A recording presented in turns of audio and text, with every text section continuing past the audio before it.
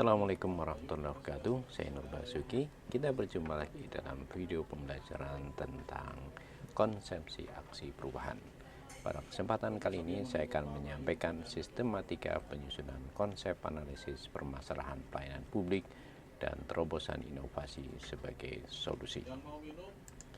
Sistematika utama diisi dengan pertama halaman judul, cover, kemudian yang kedua daftar isi, kemudian bab 1 pendahuluan, bab 2 profil kinerja pelayanan, bab 3 analisis permasalahan kinerja pelayanan, dan bab 4 strategi penyelesaian masalah.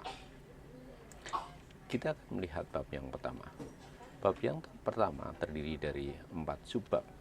Subbab yang pertama adalah latar belakang yang terdiri dari target kinerja, kondisi saat ini, kondisi yang diharapkan, permasalahan dan terobosan inovatif. Subbab yang kedua, tujuan, yang terdiri dari tujuan jangka pendek, tujuan jangka menengah, dan tujuan jangka panjang. Kemudian subbab yang ketiga, manfaat. Manfaat yang pertama bagi peserta, manfaat yang kedua bagi organisasi pelayanan, dan manfaat yang ketiga bagi masyarakat atau pemangku kepentingan. Subbab yang keempat, ruang lingkup. Ruang lingkup aksi perubahan mencakup jangka pendek, jangka menengah, dan jangka panjang.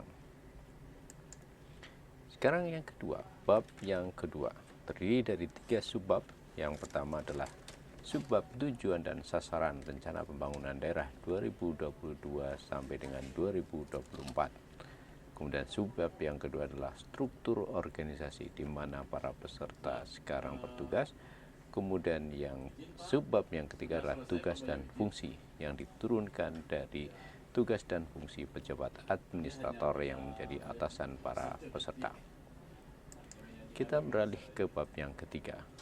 Bab ketiga terdiri dari 3 subbab.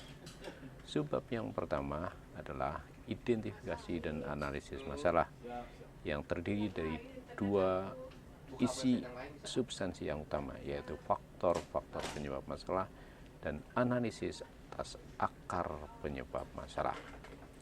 Dan subbab yang kedua, sasaran aksi perubahan, di mana terdiri dari 2 substansi yang utama, yaitu kondisi yang diharapkan. Kemudian kondisi yang diharapkan itu merupakan jawaban atas kondisi saat ini. Oleh karena itu, kondisi yang diharapkan harus bisa dijelaskan secara terukur sebelum dan sesudah aksi perubahan. Kemudian subbab yang ketiga adalah alternatif solusi dan gagasan perubahan.